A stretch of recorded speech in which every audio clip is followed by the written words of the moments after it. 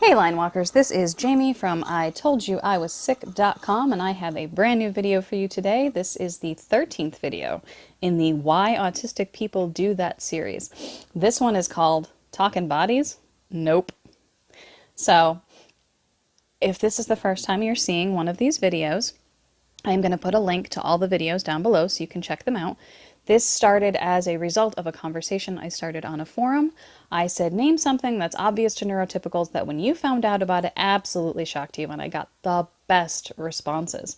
And it really helped me to understand my thought process and so many different things. And I knew I needed to make this into a series because I knew I'd be able to translate it in a way that both autistic people and neurotypical people would understand, or at least I hope that's what I'm doing. So I'm going to read a little bit of what I put here, and then I'm going to talk about this particular topic. Excuse me. So here goes.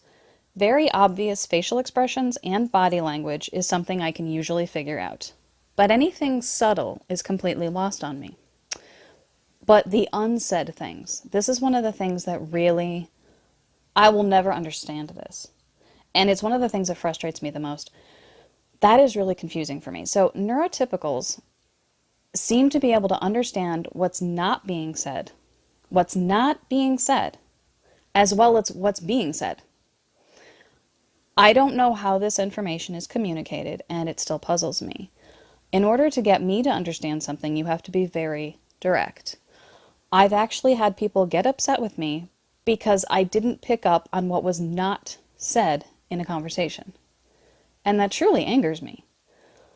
Because for me, it's about as logical to me as expecting a blind person to pick up on body language and then getting angry when he doesn't. So, for example, if someone is really blatant about how they feel, they're scowling, or they're really, really happy, or they're really, really sad. I can tell what the facial expressions are now. I think it's just a matter of I've studied them, and I've also been around them enough to know that, obvious facial expressions is pretty obvious to me. I still get it wrong sometimes. Excuse me. Or somebody who has their hands on their hips or their arms crossed. I mean, these are things that I've studied and been around enough that I pretty much know what they mean. So that's really not an issue for me anymore. But what is an issue is there are communications that happen. And I know it's not telepathic, but there's communications that happen with the body that a neurotypical person talking to another neurotypical person will do something very subtle with their body and their face, and they're expressing something that's completely opposite to the words that are coming out of their mouth. I can't tell you how much that baffles and confuses me. And then these same individuals, now let's say an autistic person is talking to a neurotypical person, and this person says, I've had a great day. There's no problem. And then they kind of hunch their shoulders or something and maybe look down. And I really can't explain it because I don't understand it from that side, but let's just say it's something like that.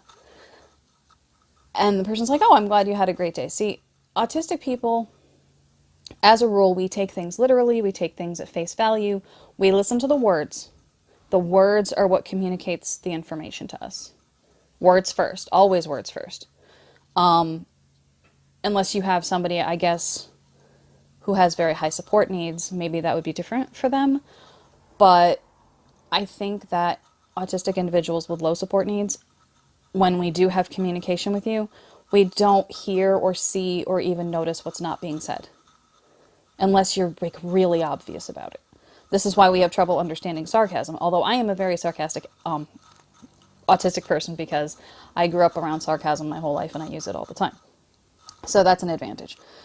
Another advantage I feel like I have, I don't know if I've mentioned this in any of my videos actually, but even though I am autistic, I'm also an empath. So, and they say that autistic people don't have empathy. That is the most erroneous lie. It is not true. As a matter of fact, we are usually more empathetic. Not that we're, better than, but our sense of empathy is heightened, just like our sense of everything is heightened. But we don't project it, or we don't express our empathy in the socially correct way. So it looks as though we don't care. We care. So, but I'm an empath, so I have ability to read emotions and feelings. They come through like feelings of energy waves, like here. And I don't always, sometimes I completely miss the mark, but one of the things that helps me, because I can't read facial expressions and body language and what's not being said, is I can still read people through the energy that they put off. So that does help me to sort of fill in the gaps. And I don't know how many, I probably should make a whole video on this. I don't know how many autistic empaths there are out there, but I think it developed, my theory is that it develops because we can't read the facial expressions and body language. So like, let's say a blind person develops better hearing, or vice versa, a person with who loses their hearing develops better sight, better tactile sense. I think it's really just a way that we compensate.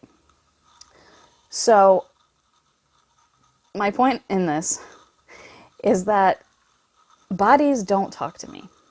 Faces don't talk to me as a rule. I can guess, I can sort of extrapolate, I usually can figure it out, but it's not ingrained. It's not something that just happens. It's kind of like my proprioception. It's a word that I couldn't figure out before in the last video.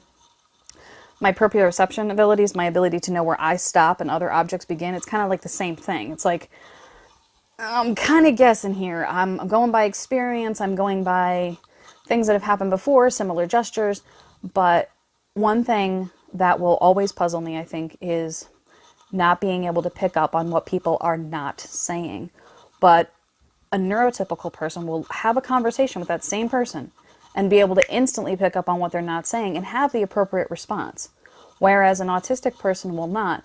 And it might be perceived as that we don't care. We don't care enough to investigate further. We don't care enough to ask.